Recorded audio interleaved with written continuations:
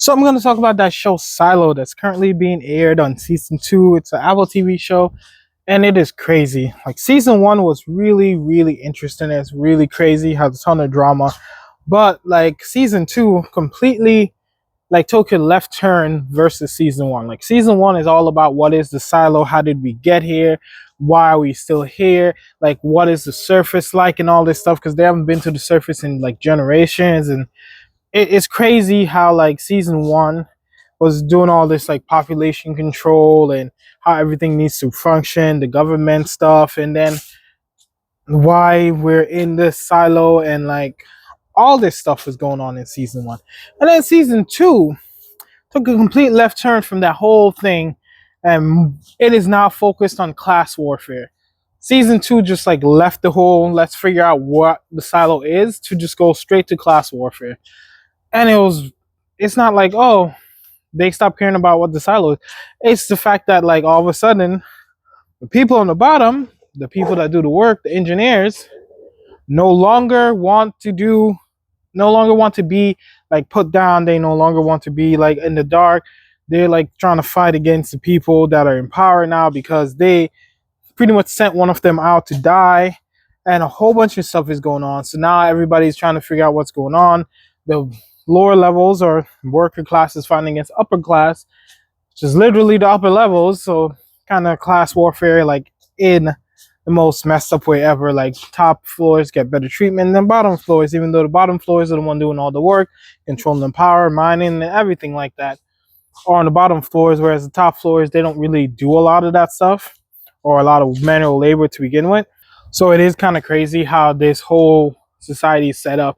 But the big thing now that's going on is there's class warfare between the bottom floor and the top floor, and they're trying to get like a whole bunch of questions answered and stuff like that from the top floors, and the top floors are just like, no, whatever, this is not happening, we're just gonna make you do what we want. And that's not working out as well as they thought it would. The people on the bottom floor are starting to fight back a little bit more than they expected. There's even a part where like they shut down the power for the entire silo so that they can get a like meeting with the mayor, which was dead because they were killed by the person by one of the people who tries to run everything. And now they're framing the people from the bottom floor for the mayor's death. And it's like, it's really interesting, and at the same time you watch and you go, well, that's kind of stupid. You guys can just shut back off the power again. Just shut it off and just let them suffer for a little while. Because they, in the latest episode, like they stopped sending food supplies down. They like blocked the food supplies. They're trying to starve them out. And I was on the impression that they were going to shut down the power when they did that. Just be like, shut it all down and just wait until they open back up supplies back to the bottom floors. They did not.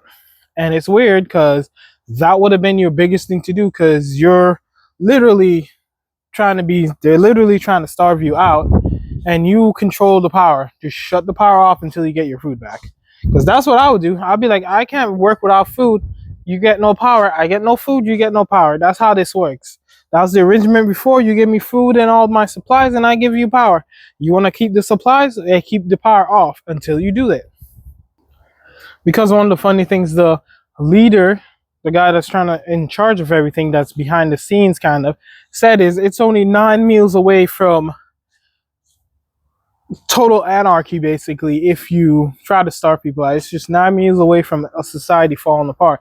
And I'm like, yeah, that's true, but it's only 1 day away from a modern society falling apart without any electricity whatsoever, without plumbing whatsoever, and that's all controlled on the very bottom floor. They can literally just shut power and water off for a day, and they would just completely stop everybody else from functioning.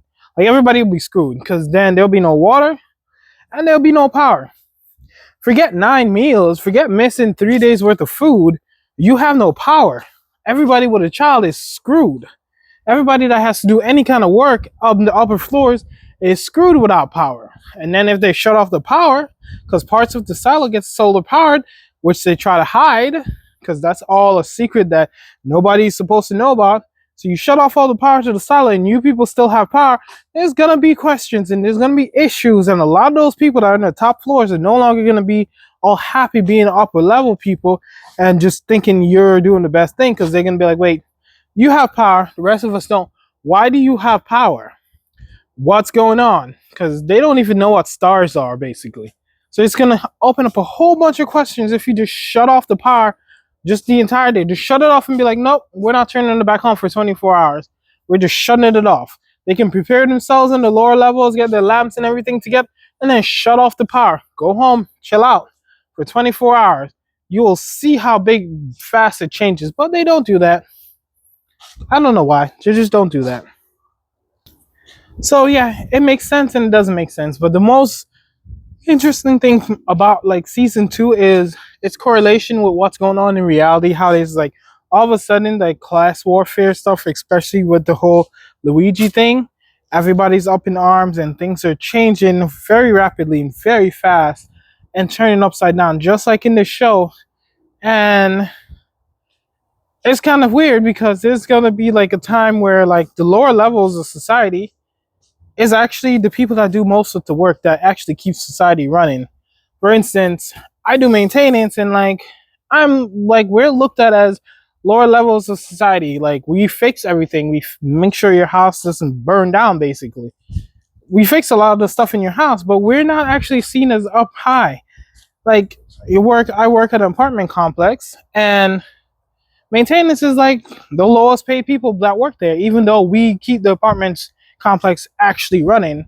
Like people that work in the office get paid more than us, even though people that just sit there and answer the phone get paid more than us, which is ridiculous.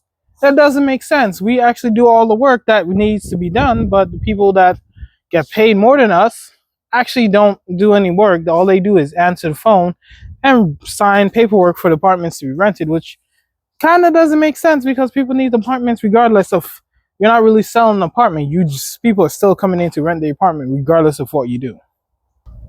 But that's a story for a whole different video. But the more interesting thing is with this new class thing that's going on right now, it's you can see it's going to happen that a lot of things are going to change, especially for people that are in basically the worker class, the blue collar class, basically people that do dirty jobs.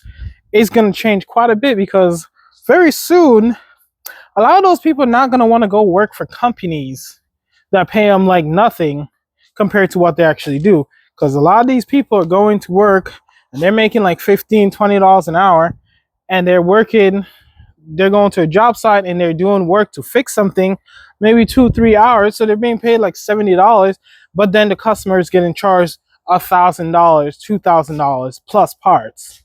So basically they're only making like a fraction of what it costs to actually do the work. One of the big things about that is licensing and all this insurance stuff is the reason for a lot of that stuff. But a lot of that's going to start changing really, really fast when people don't want to go to work for those companies anymore. And when a lot of those people, because it's already happening, a lot of people are not going to school for these trades because they've been looked down on for so long. A lot of people are not going to school for these trades. It's hard to get into school for these trades, especially because they're like very limited classes. Most of these trade classes that you have to pay up front, there's not typical student loans, stuff like that. But it's going to be weird because it seems as though 2025 is going to be the year of reckoning for a lot of stuff, especially stuff like that where things are going to change and they're going to change really fast and really hard. Like I even looked at like cars and stuff, like cars and homes and all this stuff is going to change quickly because one, people can't afford a lot of the stuff right now, and two, any kind of repair work is getting more and more expensive as less and less people actually go to school to do that, and there's less and less people working for companies that do that. Like for instance, getting your brakes changed used to cost like $50 to $100 like 10 years ago. Now it's like a $700-800 job. The price of the brakes have went up by like $5, but the price to get it done has went up drastically, and now you have to wait 1, 2, 3 days to get the job done. Why? Because there's not enough people doing it anymore. Same thing when it comes to having any kind of work done in your house. You have to wait on a long list forever just to be able to get your work done. You're waiting days for somebody to come to do your water heater or somebody to come do some electrical work in your house. You're waiting days. Sometimes you have to wait a week depending on if it's an emergency or not. And if it's an emergency and you need it done the same time, you have to pay extra. So you're coming out of like $800-900 because you need to have your toilet snaked. yeah, it's gonna change very rapidly when a lot of people coming next year, especially a lot of people will eventually stop going to work for these big companies and just decide, I will probably just do this on my own because I've done it for years for these big companies. I'm making maybe $50,000 a year. I'm working all day long, 12 hours a day doing this job. Sometimes I'm making this company $4,000-$5,000 in one day, and I'm only being paid like $300 for my whole day of work at most, and then a ton of taxes get taken out. If I do overtime, it's even worse because then I get charged extra on my overtime, and all this stuff is happening. And a lot of people are going to be like, well, I could probably make the same $50,000 if I work like 2-3 days a week and do some of these big jobs, make the $4,000 off a couple of these jobs and not work for the rest of the week, and then put that money into my bank account. So at the end of the year, when I pay my taxes, I'm paying the same amount of taxes. But now instead of working 12 hours a day, 6 days a week or 7 days a week for the entire year, I just work 2 days out of the week every week for the entire year. So instead of working 365 days a year, I may be working 120 days out of the entire year, making the same amount of money. And as people start to get into that and realize that, people are going to more and more move away from this. And then also, it's already starting to show that people are going less and less towards big companies when it comes to getting services and all this stuff done, towards smaller mom and pop people or individual people that may or may not even have a license, but because they're charging so much less, it's worth the risk of not having somebody with insurance come and paint your house to save $600 off your bill. Why not? It's just painting a house. Stuff like that is actually already starting to happen, and it's going to be crazy because next year is going to be a whole reckoning of people doing stuff like that. And then the whole class warfare that just started is going to make it even worse because people are going to be questioning, why should I pay for anything very soon? And it's going to be crazy. It's going to be absolutely crazy. But I could be wrong. I don't think I am. But I could be very wrong. But the likelihood of that is very low. Because unless they do something drastic right about now to completely change people's minds from the whole class warfare thing, and to stop asking questions about why should we be paying like high amounts on insurance and high amounts for a car and high amounts for a house and high amounts for every little thing in our house, and then start asking the question of why am I paying so much for this when I could pay a lot less? I should be paying a lot less. I was paying a lot less like 3 years ago, or 4 years ago, or 5 years ago, or even 10 years ago. I was paying drastically different because 10 years ago rent was like a $700-$800. Now it's like $3,000-$4,000 for the same places.